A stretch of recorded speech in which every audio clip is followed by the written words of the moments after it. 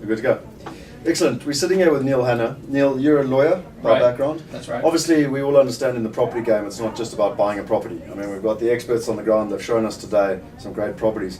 But you can help us with the other stuff. Tell us a little bit about the LLC, why we should be investing in an LLC and what the process is. Yeah, the LLC it's a good vehicle because it's easy to set up, your flexibility in terms of how many people you can have involved. It's also the easiest way to get your bank account set up in the U.S. Okay, so I mean, and just from the information you've given me, talk us through the process. How do I get an LLC and how long does it take, basically? It's pretty quick. You just send me the information, who the members are going to be, what the ownership percentage is going to be, what your name choice is. We'll search the name. We can FedEx in the articles of organization, and the LLC would be active the very next day. It takes a couple of weeks to get the documents back from the state, and then once you get that original back, you can go and get your bank account set up. Okay, so about 2 weeks, I think you said. That's right. And now, so I've now got my originals back. You said that I need to phone the IRS to get an EIN number. Correct. What's the process there? You just call the IRS. They walk you through a series of questions that are pretty basic questions about what you're intending to do with the business, et cetera, and then they'll give you the EIN on the phone. So cool. And once I got that EIN number, I get hold of yourself, or even you might be able to assist. We'll get back to you on that one. But and then you guys can help us set up a bank account. So I don't necessarily. I've basically got two options. There's a little bit of risk, and we'll have to go into that in more detail because you're.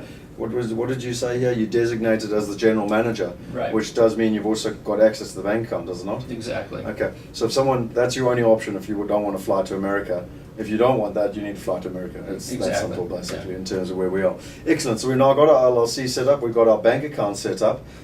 Talk us through the process now. You're about to embark on it now. So I'm now set up. I'm ready to go, basically. Yeah. Right. Basically, once we have a client who's decided that he wants to make a purchase in Memphis,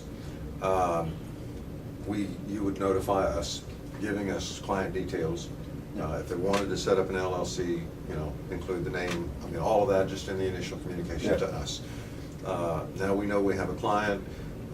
We know approximately how much that client wants to invest in properties here. Well, just to confirm, we've agreed that the money will actually be sent over and put in your escrow account up front, because you said earlier we're closing within 24 hours. Yeah. There's no waiting and trying to send money from South Africa. The money has to be in your, and just before we get, just on very important, is that money protected in your escrow bank account? It is, that's correct. Yeah. Just because I'm an attorney, it's backed by my law license as well as errors and omissions insurance. So if you run off to Mexico on a holiday, we'll still get our money back. Or got run over by a bus or something like that, you'd be able to get your money back. Excellent. Sorry. So that's fine. Saying, yeah. So in the process, then we would send the client a contract between our company and the client, or whoever the entity was we're dealing with, specifying the amount of the purchase.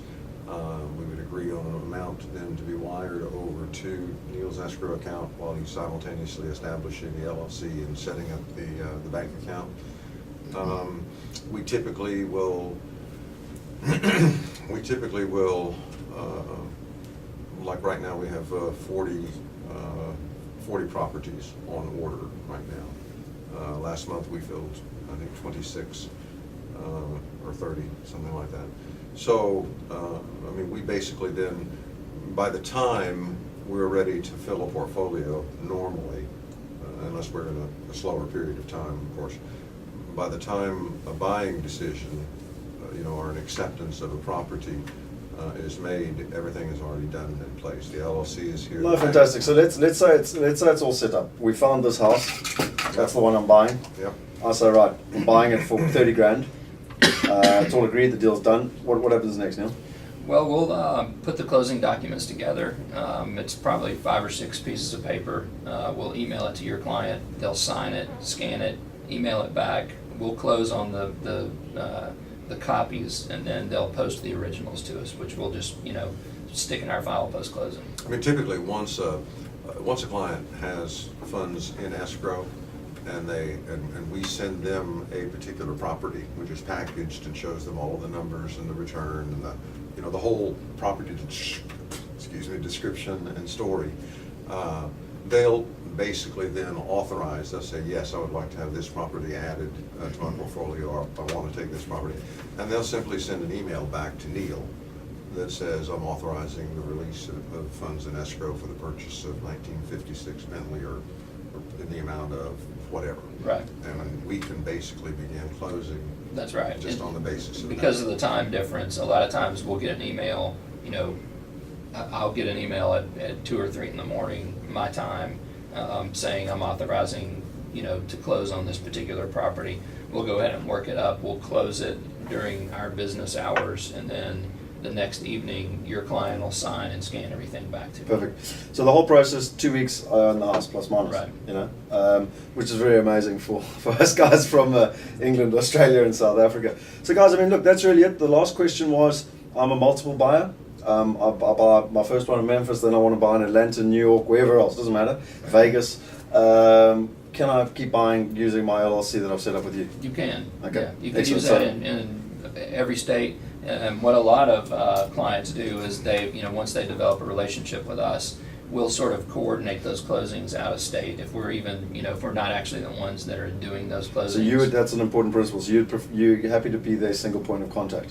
They don't Absolutely. have to keep meeting you in every state, Exactly. basically. You know what I mean? We prefer that too. For instance, we're, you know, most likely going to open up Dallas market next. Yeah.